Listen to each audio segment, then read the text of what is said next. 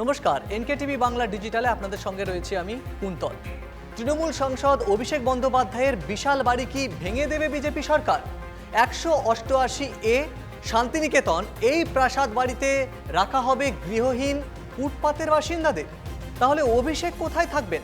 অভিষেকের কোন কোন সম্পত্তি বেআইনি? পশ্চিমবঙ্গ জুড়ে এই চর্চায় এখন শুরু হয়েছে, সে বিষয়ে আসছি।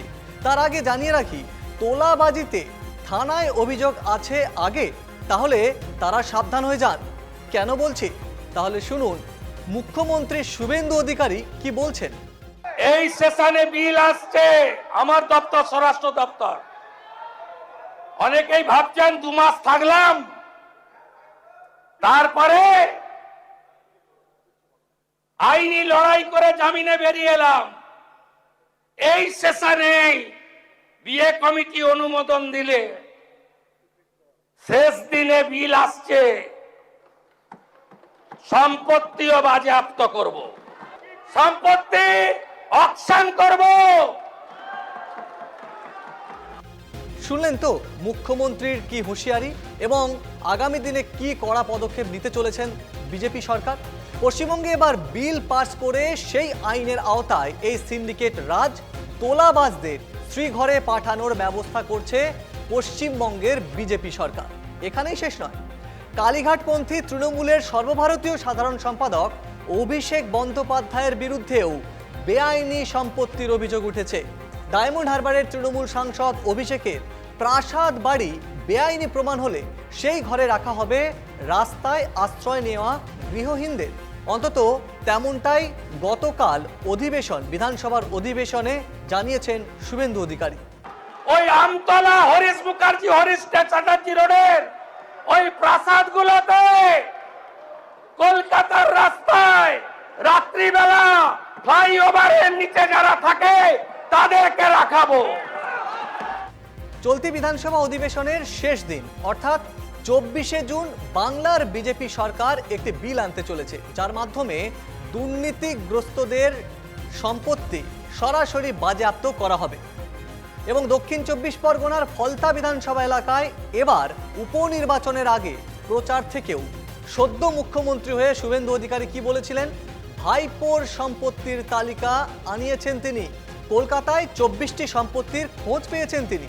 এর ঠিক পরপরই কলকাতা পুর নিগমের তরফে আধিকারিকরা অভিষেকের বাড়ি এলাকায় মাপজোক করেন। তারা দেখেন বাড়ির যে নকশা তা পুরো আইন মেনে করা হয়েছিল কিনা। অনেকে তো ভেবেই নিয়েছিলেন অভিষেকের বাড়ির বেআইনি অংশতেও কি বুলডোজার চলবে। তৃণমূল নেতা অভিষেক বন্দ্যোপাধ্যায় অবশ্য সেই সময় জানিয়েছিলেন তার সম্পত্তির কোন অংশ বেআইনি নির্দিষ্ট করে দেখা পুরসভা। ঘটনাচক্রে তৃণমূলের আমলে কলকাতার মেয়র এবং পুরমন্ত্রী ছিলেন ফিরহাদ হাকিম।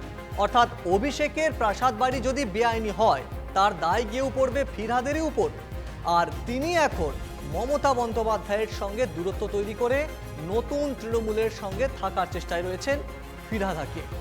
ঋতব্রতদের সঙ্গে থাকায় কালীঘাটপন্থী তৃণমূল ফিরহাদকে দল থেকে বহিষ্কার করেছে। এদিকে মঙ্গলবার বিধানসভায় শুভেন্দু অধিকারীর বক্তব্যের সময় পাথর খাদানের দুর্নীতি নিয়েও তথ্য তুলে ধরেন মুখ্যমন্ত্রী।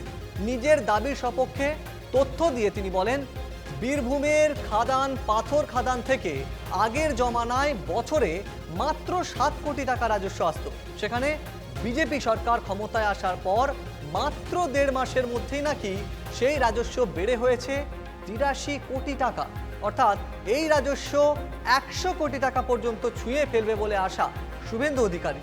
আর এই হিসাব কষেই মুখ্যমন্ত্রী প্রমাণ করতে চান যে প্রতি বছর বাকি প্রায় 1100 কোটি টাকা রাজস্ব ফাঁকি দিয়ে সোজা পৌঁছে যেত ক্যামাক স্ট্রিট ও দুবাই। এখানেই তিনি তাৎপর্যপূর্ণভাবে যুবরাজ শব্দটি বিধানসভায় ব্যবহার করেছিলেন, যা আসলে নাম না করে তৃণমূলের সর্বভারতীয় সাধারণ সম্পাদক অভিষেক বন্দ্যোপাধ্যায়ের দিকে ইঙ্গিত, তেমনটাই বলছে রাজনৈতিক মহল। যখন মুখ্যমন্ত্রীর তীর যাচ্ছে অভিষেকের দিকে, তখন বিধানসভায় গালে হাত দিয়ে বসে তা শুনছিলেন তৃণমূল বিধায়ক কুণাল ঘোষ আর ফিরহাদ হাকিমরা।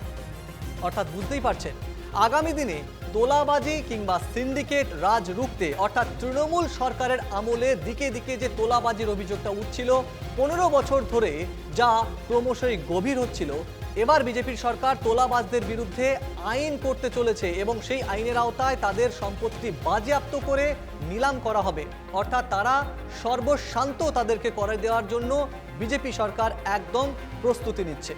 কোন ধরনের ভিডিও আপনারা চাইছেন আমাদের কমেন্ট বক্সে জানান। ভালো লাগলে শেয়ার করুন আর NKTV বাংলা ডিজিটালের সঙ্গে আপডেট থাকুন। ফেসবুক, ইউটিউব এবং ওয়েব পোর্টালে পাবেন সব ধরনের খবর। সঙ্গে থাকুন NKTV বাংলা ডিজিটাল, দেখতে থাকুন।